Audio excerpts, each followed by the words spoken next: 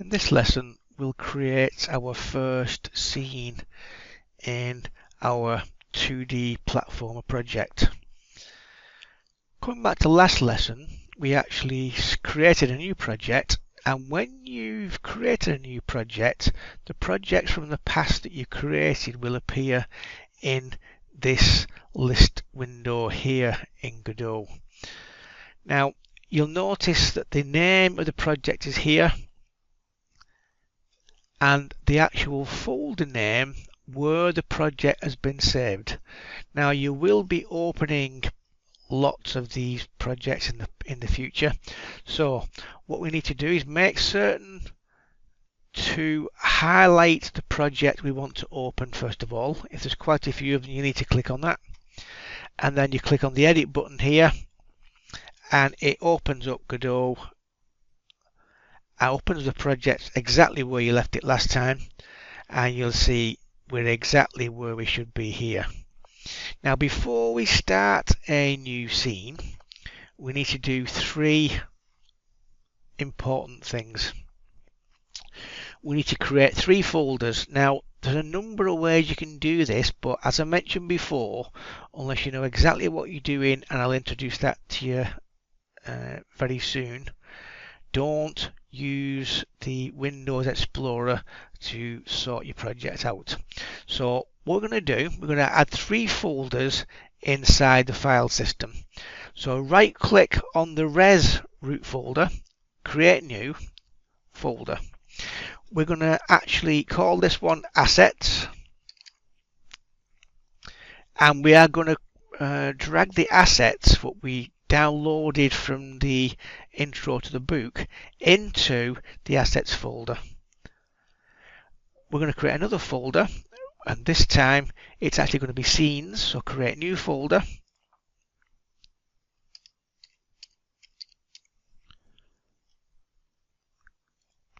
And the final one we're going to create is scripts, because when we start programming,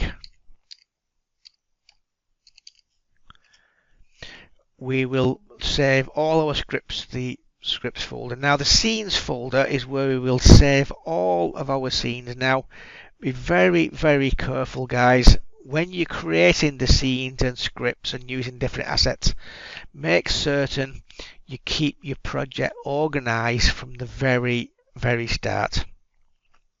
I've had many students get all kind of errors with their project because they haven't kept it organized from the very start. It is key to do this, guys, for your own sanity, because if you put 20, 30, 50 hours into a project and all of a sudden you do something to wreck it, it can be a disaster. But if you start the way we should do, in a nice organized project folder and keep it well backed up, you're not going to find a problem. Okay, so inside the assets folder, what we're going to do is create the assets we downloaded earlier and put them into the assets folder. Now, I'm going to show you this folder now inside the project. You'll notice now, if we go into Windows Explorer, the folders we created are already created here. Now, we are going to put the assets we downloaded into the assets folder here using Windows Explorer.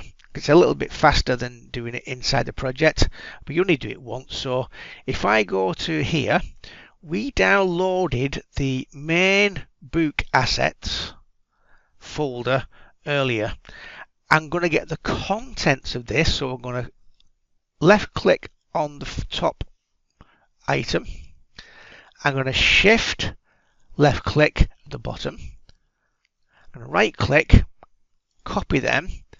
Then I'm going to move back to the assets folder, double click onto that, and then Control V to paste them in. Now that is all your assets you're going to need for this particular project. So we don't have to do this again, it's already done. Now you'll notice there's scenes here. Sorry, I apologize. There's graphics here for the scenes you're going to create. There's animations in here which you're going to use eventually. But what you'll also notice that when you drag these into Godot, it will create a additional file for you. So I'm going to key that there just temporarily. I'm going to go back to the Godot project, and I can see what's happening here. It's inserted the assets inside the assets folder,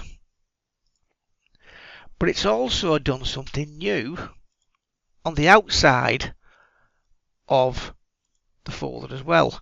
You can see it's put some import files, so wherever you're trying to drag in, it will create an import file. Now this import file is very important.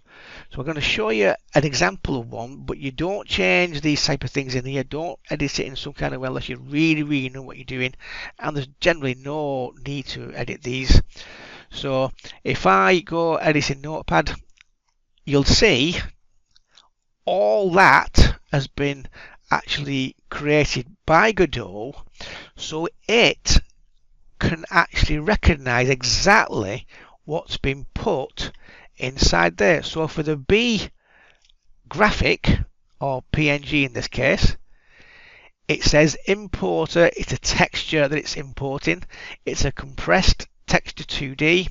The user ID is this. Now these again, it's all been done by Godot, because Godot needs to keep itself organized, and this is the way Godot does that. So don't go moving graphics around. Once you've got your folder set, leave it the way it is, because if you move things around, Godot will need to keep a check and keep a list of exactly where these assets are.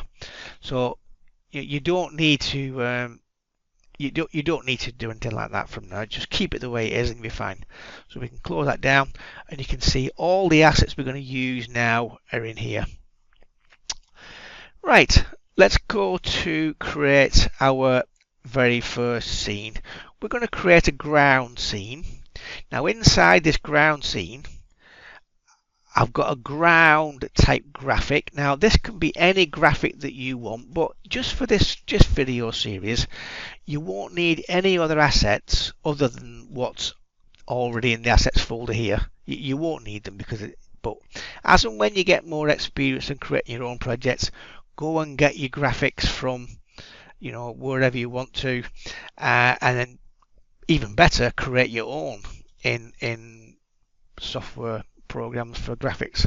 So what we need to do, I'm going to go back to the assets folder, and you'll notice this ground scene is got a file size of 1024 by 1448. Now we did create our project as 1024 by 600.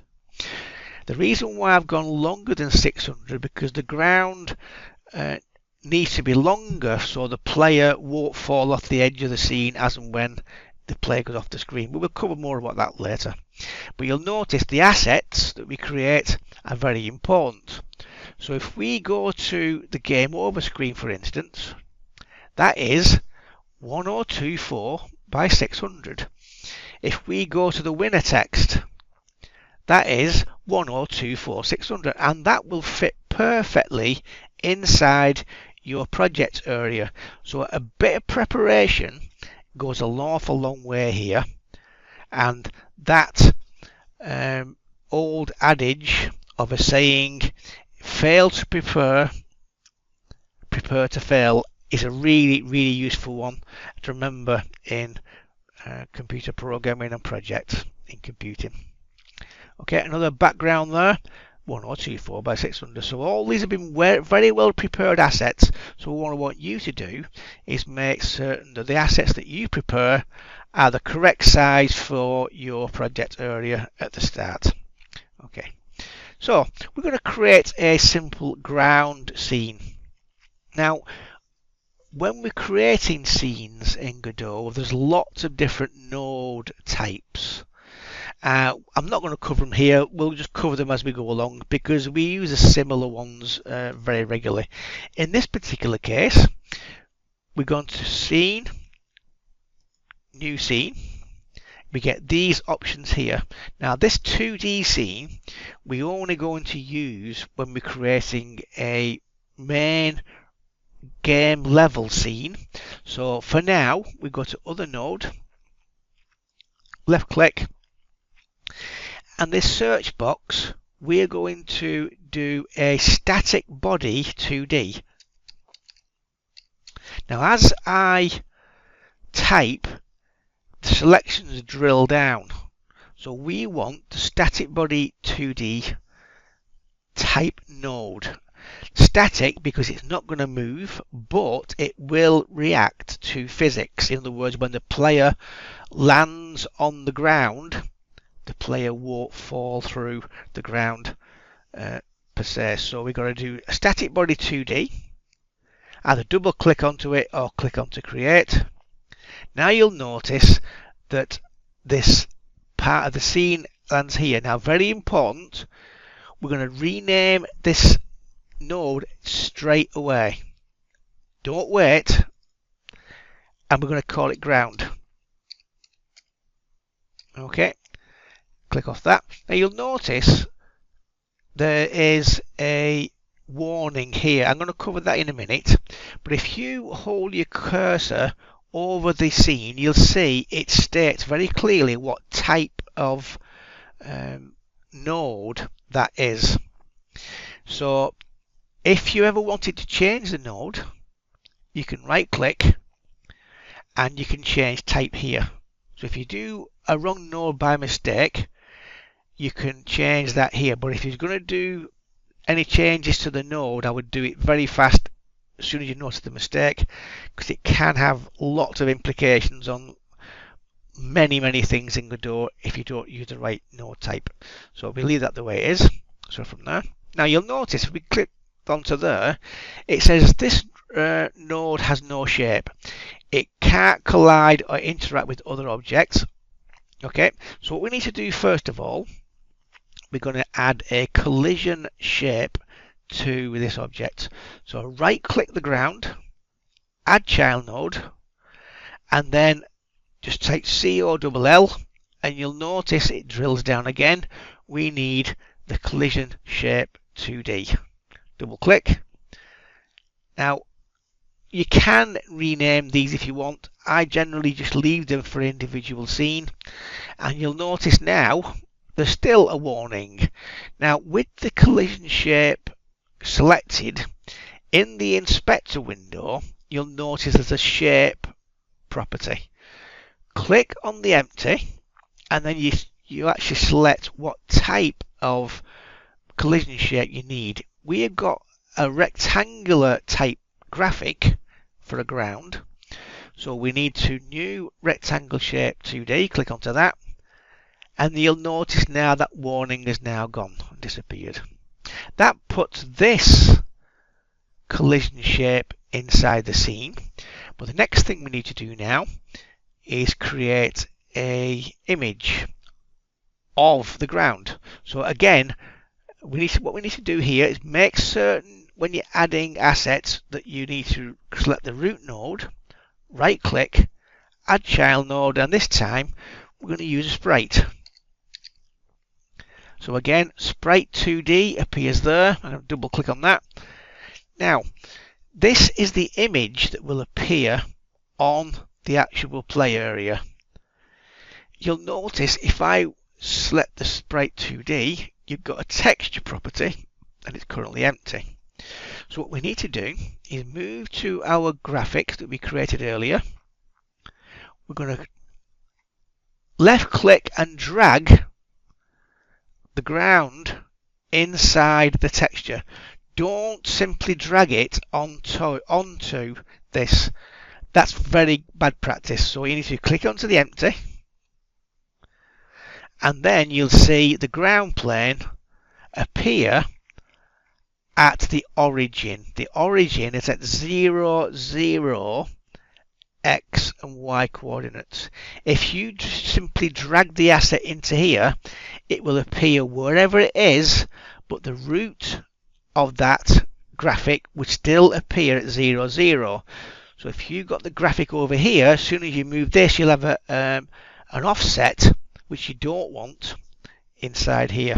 Okay, so we've now created a first node, which is ground, which is a static body 2D.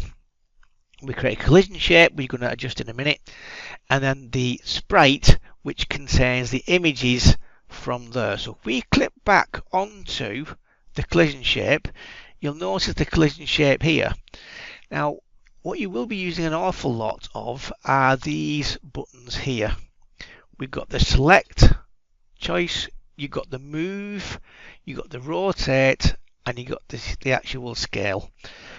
We'll use more of these as we progress, but for now, don't do any resizing to this. It's already set the right size. We don't want to move it because we want to keep it at the root node, but the first thing you need to do is resize the collision shape. So the actual locators here, drag that to the top, and I normally then drag the bottom corner down to there, and you'll notice now there's a shape you can't see, but if I drag the collision shape underneath, not on top of, but underneath the actual sprite, you'll see the collision shape and it's there. Now, a way to make certain everything's gone without any errors, we come to this particular part of the user area. We don't press or test a project with this. That's only when you've completed virtually everything in your project, and that will run the project. To test the scenes, you create this one. So run the current scene, or you can press F6. But if you click onto that, that will run the current scene, and we can test to see whether this has gone okay. So when we start or create a new scene, we need to make certain we create and keep these assets organized. So double click in the scenes folder, and you'll notice because we named this ground in the first place, it will automatically come as the name of the ground scene there. So we'll go to save. That's now saved, and it will actually create the ground exactly where we want it.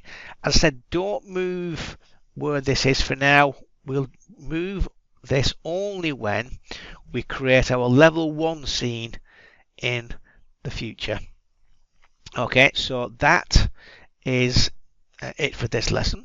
You've now created your first scene, in this particular case a static body 2D type scene. We've added a sprite and inserted a graphic into the sprite texture property, and we've added a collision shape, so when the player interacts with this later on, the player will also have its own collision shape, and they will know exactly when or where to collide with the ground, and in this particular case the player will stay on top of the ground. We've now saved this scene. Now if you want to resave it in the future, you go to save, save scene, or save scene as, very similar to Windows, and then we'll leave it there for now. And next time we'll be looking at a background. So I'll see you then.